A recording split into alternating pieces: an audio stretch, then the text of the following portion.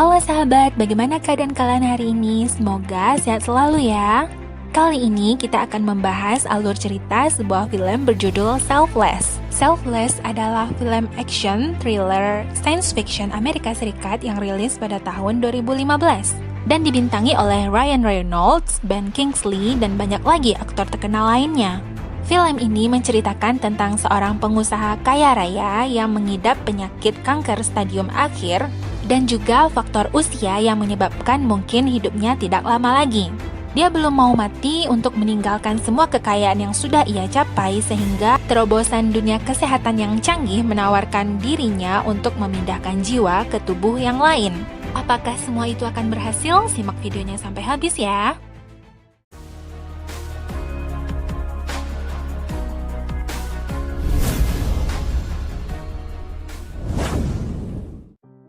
Tokoh utama kita kali ini bernama Damien. Ia adalah pengusaha yang sangat kaya raya. Dan ini adalah sahabat dekatnya yang bernama Martin. Damien mengidap penyakit kanker stadium akhir dan mungkin hidupnya tidak lama lagi. Sahabatnya Martin tadi sempat memberikan sebuah kartu nama yang sekiranya dapat membantu Damien. Di dalam perjalanan, Damien sempat menelpon putrinya yang tinggal berjauhan darinya, namun teleponnya tidak dijawab. Dengan menggunakan kartu nama dan nomor telepon yang ia miliki tadi, Damien pergi ke sebuah fasilitas medis rahasia yang bernama Phoenix. Dari sana, ia menemukan informasi bahwa nyawa manusia bisa dipindahkan dari satu tubuh ke tubuh yang lain. Di sini, dia bertemu dengan seorang profesor yang bernama Profesor Albright. Dialah yang memimpin perusahaan ini. Tubuh manusia dalam tabung inilah yang akan ia pakai. Jiwa Damien akan dipindahkan ke tubuh yang lebih muda yang tidak penyakitan. Kalian bisa melihat dan menilai sendiri apa yang dimiliki oleh Damien. Dia memiliki segalanya, rumah yang mewah dan apapun yang ia inginkan. Tetapi kekayaannya tidak akan bisa ia miliki untuk selamanya dikarenakan ia memiliki penyakit yang akan membuatnya mati dalam waktu dekat.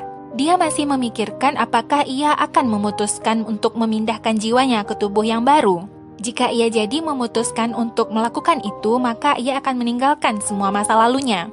Maka dari itu, sebelumnya ia memutuskan untuk menemui putrinya. Dia memiliki firmanya sendiri. Meskipun ayahnya adalah seorang jutawan, ia tidak ingin mendapatkan kekayaan semata-mata dari ayahnya saja. Ayahnya sempat ingin memberikan sumbangan untuk putrinya sendiri, namun Claire menolaknya. Dan untuk menghindari perdebatan, akhirnya ayahnya pergi dari ruangan tersebut. Claire tidak menyadari bahwa mungkin itu adalah pertemuan terakhir dia dengan ayahnya. Setelahnya, Damien mencari tahu tentang shedding neurology dan di sana ia menemukan sebuah video dari Dr. Jensen. Lalu tiba-tiba ia terbatuk-batuk darah dan pingsan dan itu dilihat oleh para karyawannya. Damien pun segera dilarikan ke rumah sakit dan pada saat itulah ia menyadari mungkin hidupnya tidak lama lagi. Ia memutuskan untuk menghubungi perusahaan medis yang bernama Phoenix tadi. Dan mungkin ia bersedia untuk melakukan proses pemindahan jiwa ke tubuh yang baru. Namun di sini Damien diberikan persyaratan bahwa kematian Damien harus dilihat oleh publik. Keesokan harinya Damien memutuskan untuk terbang pergi menuju tempat sahabatnya Martin. Dan di sanalah akhirnya Damien meninggal dunia. Sebuah ambulans pun datang untuk membawa Damien ke fasilitas pengobatan, namun ternyata ambulans ini tidak membawa dia ke rumah sakit, melainkan membawa dia ke perusahaan Phoenix di mana ia akan dipindahkan ke tubuh yang lain. Sebelumnya dia sudah diberitahu bahwa dia tidak boleh menempatkan apapun di tubuhnya yang berbentuk logam. Maksudnya di sini tidak boleh ada terdapat logam apapun, baik itu seperti gigi palsu yang berbentuk logam maupun jam tangan dan lain-lain. Dikarenakan jika terdapat logam di tubuh, maka itu akan menggagalkan proses pemindahan jiwa dari satu tubuh ke tubuh lainnya. Dan ketika Damien tersadar, ia sudah melihat bahwa dirinya sudah tidak berada lagi di tubuh dia yang dulu. Ia sudah berada di tubuh yang baru yang lebih muda. Di sini, Damien perlu dirawat untuk beberapa hari dikarenakan ia harus membiasakan diri dengan tubuh barunya. Suatu ketika, ia terlihat seperti mengalami halusinasi. Namun di sini, Profesor Albright mengatakan bahwa itu adalah hal wajar terjadi ketika baru-baru terjadinya pemindahan jiwa. Profesor Albright juga melihatkan kepada Damien tentang artikel kematiannya dan di sana Damien melihat foto putrinya. Albright segera mengemasi laptop miliknya dikarenakan di sini Damien tidak boleh terlarut dengan masa lalunya. Damien mulai mengisi hari-harinya dengan membiasakan diri dengan tubuh baru seperti menggenggam, berjalan, berenang, dan lain-lain. Profesor Albright juga memberikan sebuah obat yang harus diminum secara rutin oleh Damien agar dia tidak lagi mengalami halusinasi. Sekarang ia sudah siap secara fisik dan mental dan ia pun keluar dari fasilitas kesehatan Phoenix tersebut. Profesor Albright memberikan dia identitas yang baru dengan kartu-kartu lengkap, juga memberikannya dosis obat. Damien lalu diantarkan ke rumah barunya dan di sini Profesor Albright mengatakan nikmatilah waktu mudamu dengan kekayaan yang sudah kamu raih. Ya memang kekayaan yang ia miliki dulu sempat ditransferkan ke milik dia sekarang ya. Jadi sekarang dia tinggal di sebuah rumah yang mewah dengan fasilitas yang mumpuni. Dia pergi olahraga basket di lingkungan sekitarnya selayaknya seperti anak muda dan di sini dia bertemu dengan teman baru yang bernama Anton. Ketika mereka hendak berpisah, Anton mengajak Damien untuk pergi malam harinya. Dan pada malam harinya, Anton ternyata datang bersama 2 orang perempuan, mungkin salah satunya bakal dikasih buat Damien. Benar adanya, setelahnya Damien membawa wanita ini ke rumahnya dan kalian tahulah apa yang akan terjadi setelahnya. Damien merasakan jiwa mudanya kembali lagi. Ya mungkin kalian mendapati istilahnya ini mantap-mantap ya. Oke lanjut, besok harinya ia menjalani kehidupan sehari-hari seperti biasa, tidak lupa ia meminum obat dan berolahraga. Damien sangat menikmati masa mudanya bersama teman-temannya ini. Dia juga membawa macam-macam wanita ke rumahnya, ya untuk melakukannya, kalian tahulah. Namun dia akhirnya sampai pada satu titik jenuh di mana ia tidak lagi ingin melakukan hal seperti ini. Dia kembali teringat tentang artikel kematiannya dan ia juga merindukan putrinya. Pada saat ini, Damien terlupa untuk meminum obatnya dan itu membuat dia kembali berhalusinasi. Damien bersegera meraih obatnya namun karena terlambat ia pun terjatuh dan di sana ia mendapatkan ingatan-ingatan seseorang, yaitu ingatan yang dimiliki oleh tubuh yang ia tempati sekarang. Dia melihat sebuah tower air, dia juga melihat seorang wanita bersama anak kecil dan ia juga melihat kejadian-kejadian di saat perang. Dan ketika tiba-tiba ia kembali lagi tersadar, ia segera meminum obatnya. Damien masih dibuat bingung dengan sebenarnya apa yang sedang terjadi. Itu tidak hanya halusinasi, ternyata apa yang ia lihat dalam pikirannya adalah hal sebenarnya. Di sini Damien memutuskan untuk mencari tahu.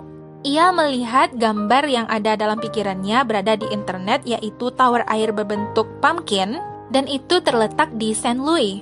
Sebelum berangkat, Damien mengambil sebuah kotak yang sudah ia persiapkan sebelum kematiannya yang terdapat di kuburannya, dan ia pun mengambil penerbangan dan melakukan perjalanan sendiri menuju ke tempat yang ia tuju. Sesampainya di sana, Damien melihat sebuah rumah dan ia mengetuk rumah itu namun tidak ada orang di dalam. Dia lalu pergi ke belakang dan menemukan seekor kuda dan ia memutuskan untuk masuk lewat pintu belakang rumah. Ketika memasuki rumah tersebut, Damien melihat foto seorang wanita yang sama persis dengan wanita yang ada di dalam ingatannya. Damien juga melihat struk biaya kesehatan yang sepertinya itu dimiliki oleh seseorang yang memiliki penyakit berat. Damien lalu masuk ke sebuah kamar dan menemukan sebuah foto dirinya bersama seorang wanita dan anak kecil. Setelah itu dia juga melihat serangkaian foto yang mana itu adalah potret dirinya menjadi seorang tentara dan banyak lagi foto-foto lainnya. Lalu tiba-tiba ada sebuah pistol yang menodong dari belakangnya, ternyata itu adalah seorang wanita yang ada di dalam foto tadi. Wanita itu sangat syok dan terkejut mengira suaminya masih hidup. Ternyata di sini tubuh yang dipakai oleh Damien adalah tubuh dari suami wanita ini. Wanita ini menangis tidak percaya bahwa suaminya masih hidup, lalu tiba-tiba terdengar ada seseorang yang datang ke rumah tersebut. Damien membuka pintu dan mendapati bahwa mereka yang mengintip tersebut adalah orang suruhannya Profesor Albright. Dan ternyata di sini Anton yang dikiranya dia adalah temannya, ternyata dia juga adalah orang suruhannya Profesor Albright. Mereka mengakuinya di sini mereka membuntuti Damien demi keamanan Damien, namun ia tidak begitu mempercayainya. Ditambah lagi ketika Damien pergi ke toilet, dia melihat mobil wanita tersebut di luar dibakar oleh teman-temannya Anton. Nah, dari sinilah ternyata ada seseorang yang datang untuk menyerang Damien dan Damien malah mengalahkannya.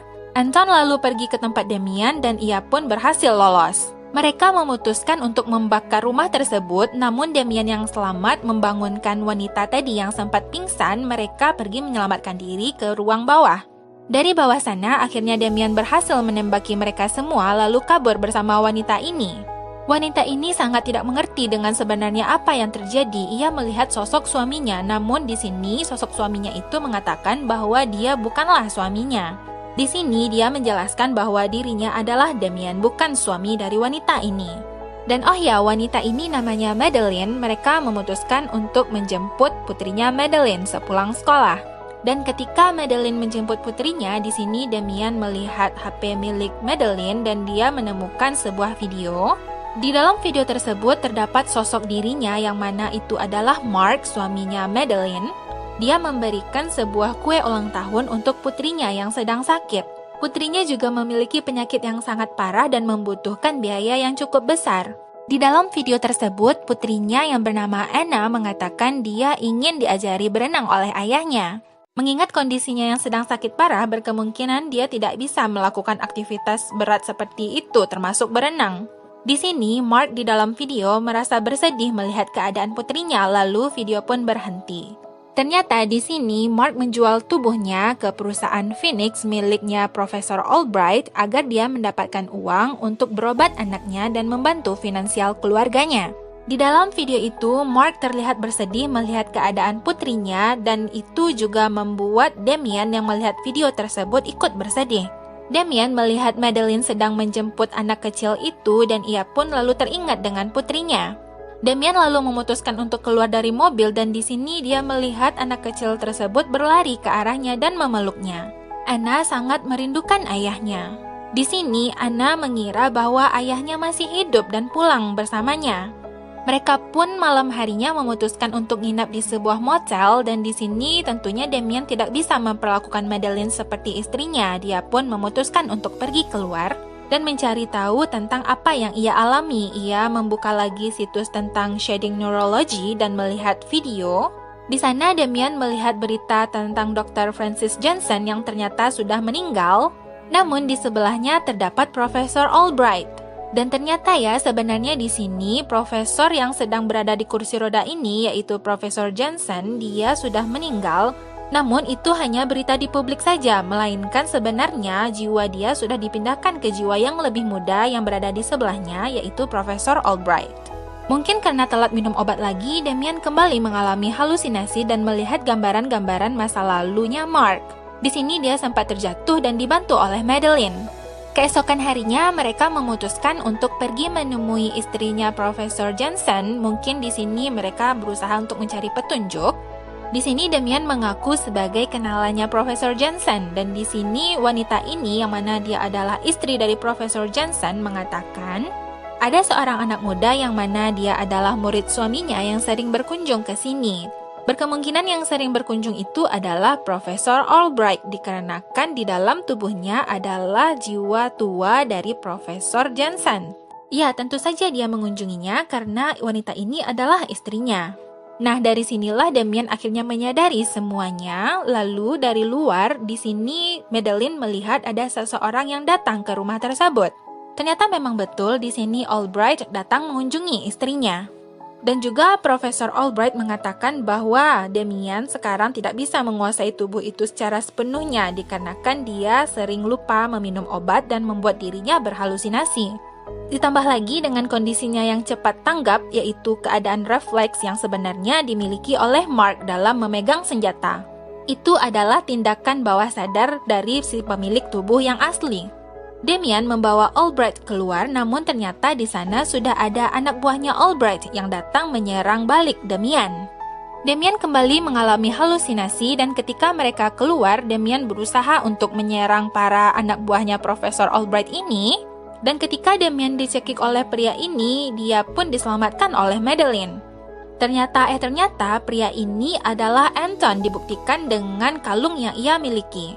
Berarti tadi Anton yang sudah mati di rumahnya Madeline, ternyata di sini jiwanya dipindahkan ke tubuh yang baru. Mereka sekeluarga akhirnya berhasil kabur dan mereka memutuskan untuk berhenti sejenak karena mereka perlu bicara. Madeline di sini butuh penjelasan dan Damian mengatakan bahwa dirinya adalah Damian. Dia membeli tubuh ini agar dia memiliki kehidupan yang baru. Ya, dia bukanlah suami dari wanita ini. Madeline tentunya sangat syok dan bingung, lalu ia pun menangis karena dia menyesali mengapa sosok suaminya ini malah muncul lagi karena dia harus mengulang lagi dari awal bagaimana untuk meyakinkan ke putrinya jika seandainya lelaki ini malah pergi lagi. Karena kalian bisa melihat kan kalau putrinya sudah sangat bahagia dengan kembalinya ayahnya. Mereka semua akhirnya memutuskan untuk pergi melanjutkan perjalanan dan di sini Damian pergi ke rumah temannya Martin.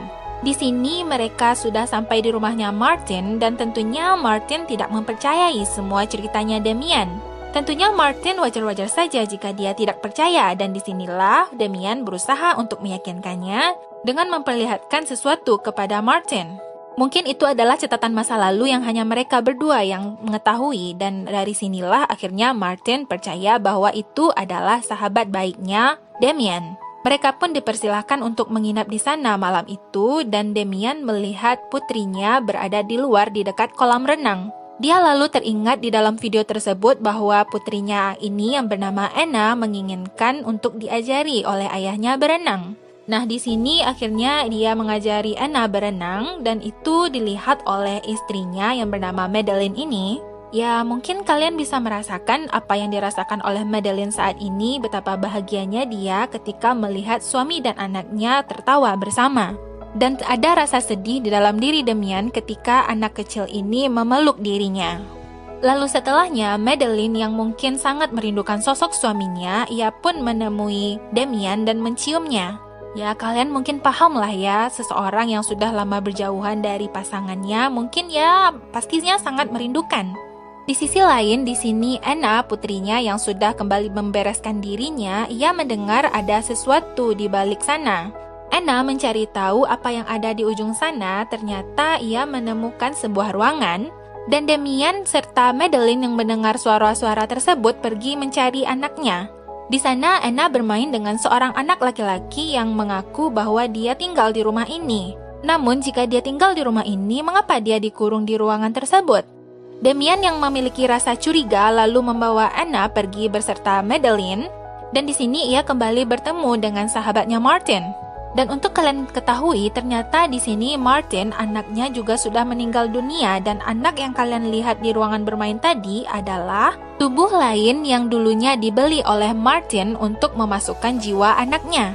Nah, jadi gini ya, Martin itu anaknya dulu sudah mati, namun akhirnya jiwanya sempat diselamatkan dan dipindahkan ke tubuh yang baru. Ya, berarti di sini mereka sama saja karena Damian juga membeli tubuh seseorang untuk ditempati oleh jiwanya sendiri. Berkemungkinan anak buahnya Profesor Albright akan mencari mereka ke rumah tersebut dan mereka pun memutuskan untuk kabur.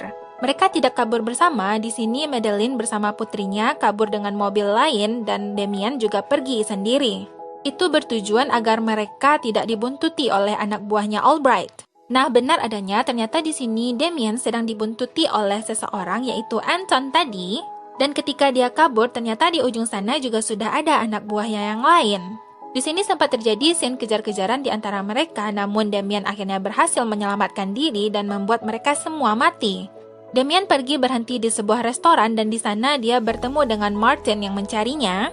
Martin lalu memberikan obat yang juga ia miliki yang berguna agar Damian tidak kehilangan kesadarannya dan juga agar Damian tidak berhalusinasi, serta Martin juga memberikan resep dari obat tersebut. Martin mengatakan jika kamu meminum obat ini selama 6 bulan, maka kesadaran dari pemilik tubuh tersebut akan hilang untuk selamanya dan kamu akan memiliki tubuh itu secara utuh. Namun sebelum itu, ia ingin membalaskan dendamnya kepada Albright. Ia di sini menyewa sebuah motel dan tinggal di sana bersama Martin agar dia bisa melihat ingatan Mark kemana dia dibawa. Nah, dari sinilah akhirnya Damian bisa melihat di mana letaknya perusahaan rahasia yang dimiliki oleh Profesor Albright. Dengan ingatan yang dia miliki tersebut, akhirnya ia berhasil menuju ke fasilitas itu. Damian berhasil masuk ke dalam dan melumpuhkan beberapa orang pengawal. Dia juga melihat tubuhnya Anton yang sudah mati. Di sini ternyata kedatangannya disadari oleh Profesor Albright. Di sini Damian ditahan oleh para pengawalnya Albright dan tubuhnya akan digunakan dalam pemindahan jiwa. Jiwanya Anton, anak buahnya Albright tadi, akan dipindahkan dari tubuhnya yang sudah mati tadi menuju tubuhnya Damian. Namun sebelum itu terjadi, Damian menyempatkan untuk memasukkan sebuah logam ke dalam mulutnya, yaitu selongsong peluru. Ternyata ketika proses kalibrasi itu terjadi, ketika pemindahan jiwa Anton ke tubuhnya Damian, proses itu pun gagal. Ketika Damian tersadar, dia ditanyai oleh Profesor Albright siapa namanya dan dia mengatakan bahwa namanya Anton. Ya, sekarang berarti dia menyamar sebagai pengawalnya Albright. Albright yang melihat data di komputernya, ternyata sebenarnya proses pemindahan jiwa itu adalah gagal. Ia menyadari bahwa Damian tetaplah Damian. Dibuktikan dengan pengecekannya ke ruang pemindahan jiwa, ia melihat ada selongsong logam di sana. Sementara itu, Damian sekarang pergi menyelamatkan Madeline dan Anna yang ditahan di fasilitas tersebut. Mereka pun berhasil kabur dan pergi, dan di sini Damian sekarang berada di ruang kontrol dan melihat di seberang sana ada Profesor Albright yang menyadari bahwa dirinya masihlah Damian. Profesor Albright sempat berhalusinasi, mungkin dia juga telat minum obat, namun ternyata setelahnya bahwa itu adalah nyata, ada api yang menyerangnya yang dilakukan oleh Damian. Damian menyemburkan api tersebut dengan alat yang ia miliki dan akhirnya Profesor Albright pun mati. Dan akhirnya mereka pun berhasil kabur dari fasilitas tersebut. Setelahnya, ia pun berpisah dengan Anna dan itu membuat Anna sedikit bersedih. Anna sempat mengatakan apakah ayah tidak akan ikut bersama kami. Lalu keesokan harinya, Damian pergi menemui putrinya Claire. Di sana Damian mengakui sebagai kenalan ayahnya Claire. Dan ia mengatakan bahwa ayahnya menceritakan tentang putrinya dan ayahnya sangat bangga dengan Claire. Ayahnya juga menyesali bahwa dia tidak berada dengan putrinya ketika putrinya tumbuh dewasa, mungkin karena dulu dia sangat sibuk bekerja. Lalu Damian memberikan sebuah amplop dan ia memutuskan untuk pergi. Ternyata di dalam amplop tersebut adalah surat yang ia tulis dan di sini Damian melihat bahwa putrinya membaca surat tersebut dengan menangis dan tersenyum. Lalu di scene berikutnya di sini terlihat Damian yang bangun dari tidur, namun ternyata itu adalah Mark yang sudah tersadar kembali ke dalam tubuh aslinya. Ya, dialah Mark, pemilik tubuh asli tersebut. Dia pun melihat sebuah laptop yang di dalamnya terdapat rekaman dari dirinya Damian yang mengatakan bahwa dia sangat berterima kasih karena dia sudah bisa menempati tubuhnya Mark. Dengan tubuhnya Mark, dia sudah mengalami banyak hal dan dia juga sempat bertemu dengan putrinya. Dan oleh sebab itulah ia mengucapkan rasa terima kasihnya dan dia menghentikan dosis obat yang ia minum. Maka dengan begitu kesadaran Mark akan berangsur kembali pulih dan Damian akan menghilang untuk selamanya. Dan setelah itu akhirnya Mark yang sudah sepenuhnya kembali ke tubuhnya, dia pun pergi mencari istri dan anaknya. Di sana Mark menemukan istri dan anaknya tengah bermain di pantai dan di sini Madeline mengira bahwa Damian datang berkunjung. Di sini, Mark datang mendekatinya dan Madeline juga memeluknya, namun ia merasakan ada yang berbeda dari pelukan tersebut. Dan ternyata itu adalah Mark yang benar-benar sudah kembali kepada dirinya. Madeline pun menangis bahagia, terharu, dia pun kembali memeluk Mark dan di sini Mark juga memeluk putrinya dan ia sangat bersyukur. Dia bisa kembali lagi bersama istri dan anaknya. Dan film pun berakhir. Dan pada akhirnya ini hanyalah film fiksi ilmiah. Dan inilah akhir dari video kita kali ini. Jika kalian suka dengan video dan channel ini, jangan lupa like dan subscribe-nya ya. Sampai jumpa di video alur cerita berikutnya. Bye-bye!